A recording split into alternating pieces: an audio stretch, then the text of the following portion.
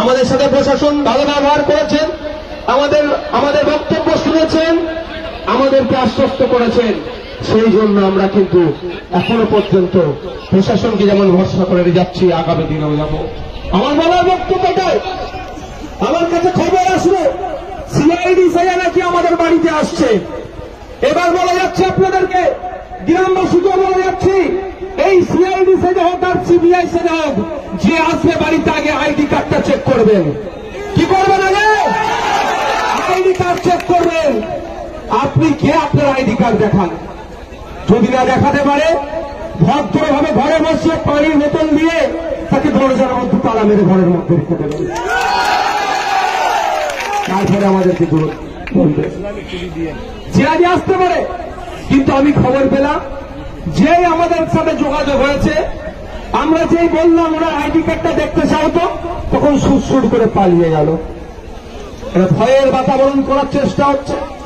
একের পর এক ছেলেকে কোন জায়গায় পিটিয়ে মারছে, কোন জায়গায় থানায় তুলে নিয়ে গিয়ে মারছে, কোন জায়গায় মিথ্যা কেস দিয়ে এই মুসলিম সমাজের যুব সম্প্রদায়গুলোকে, আদিবাসী দলিত পরিবারের ছেলেগুলোকে, যারা একটু প্রতিবাদী, যারা অন্যায়ের বিরুদ্ধে কথা বলে, তাদের মুখকে বন্ধ করার চেষ্টা করছে। আর হতে দেওয়া যায় না। আমরা এখানে দাঁড়িয়ে শপথ করতে হবে আমাদেরকে। আমরা আনিস খানকে যেমন বলছি না, গত বছরে পুলিশ কাস্টডিতে শিকারী মোড়াকে এত অত্যাচার তার উপরে করেছিল, তাকেও মৃত্যুর কোলে ধরে পড়তে হয়েছিল, তাকেও আমরা বলবো না। এ জায়গায় দাঁড়িয়ে আমাদেরকে শপথ নিতে হবে। অনেকে অনেক কথা বলবে, অনেকে কান ভাঙাবে, কিন্তু আমাদের শপথ নিতে হবে, আবু সিদ্দিকের খুনিরা যতক্ষণ না পর্যন্ত শাস্তি পাচ্ছে, আমরা শান্তির ঘুম ঘুমাবো না।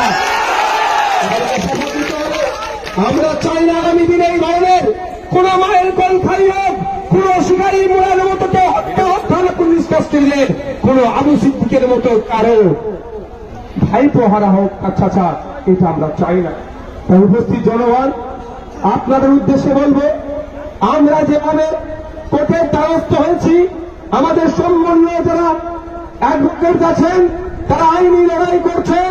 আপনারা জানেন এখানে আবু সিদ্দিকের আব্বা আছে, চাচা আছে, তাদেরকে জিজ্ঞাসা করুন। যারা গিয়েছেন, আইনি লড়াইটা করতে হচ্ছে। সাথে সাথে আগামী দিনে করোনা আবু সিদ্দিকের মতো ঘটনা ঘটে, তার জন্য আমাদের মাঠে ময়দানে লড়াই করতে হবে। প্রস্তুত আছেন তো নাকি? প্রস্তুত আছেন তো নাকি?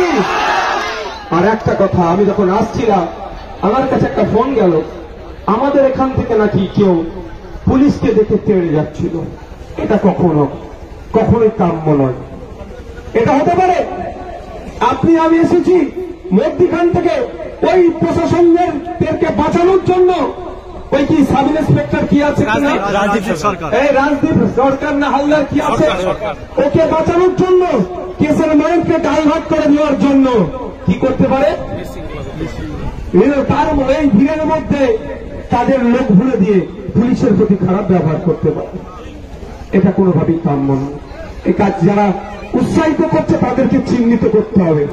কারণ আজকে তো পুলিশকে মারার জন্য আমরা এখানে উপস্থিত হইনি, পুলিশকে তাড়া দেওয়ার জন্য তো উপস্থিত আমরা হইনি।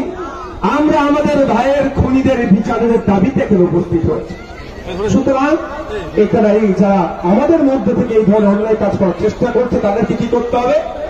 চিহ্নিত করতে হবে। কারণ আপনারা ভালো করে জানেন